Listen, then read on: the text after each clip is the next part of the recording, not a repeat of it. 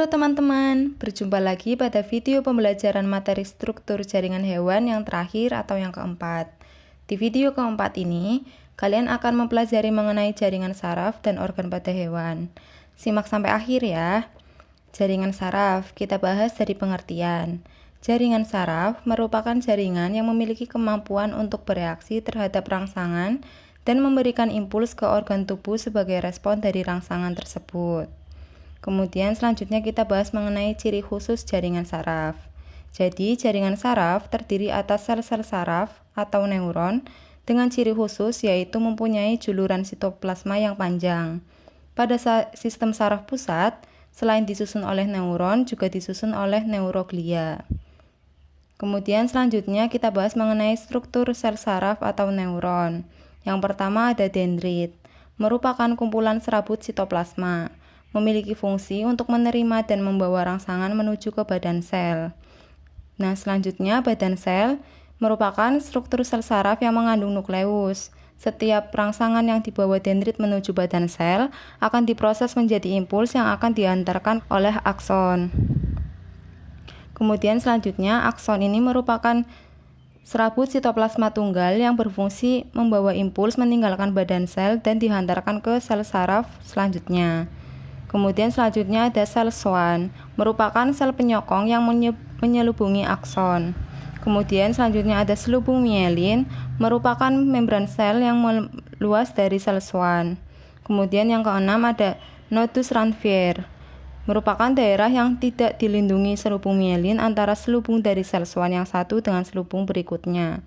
Kemudian yang terakhir ada sinapsis. Sinapsis ini merupakan daerah pertemuan antara ujung akson yang satu dengan dendrit neuron berikutnya.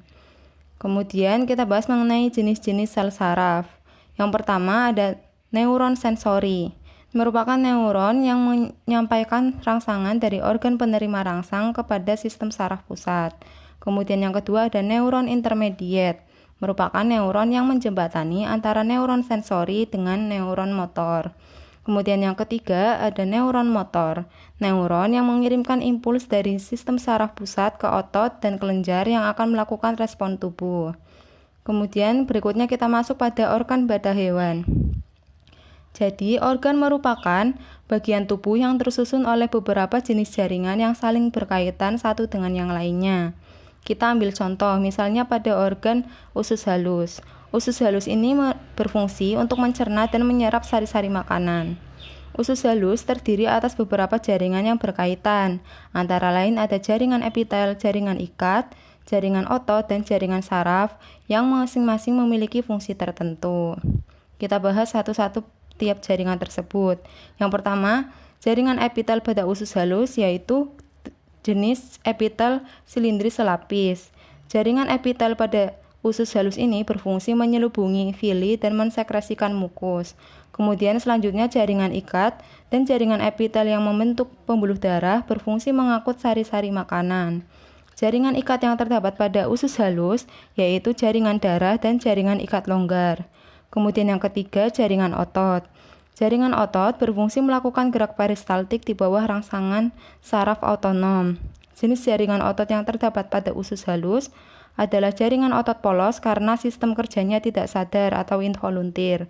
Kemudian terakhir, jaringan saraf berfungsi mengorganisir kerja jaringan epitel, jaringan ikat, dan jaringan otot.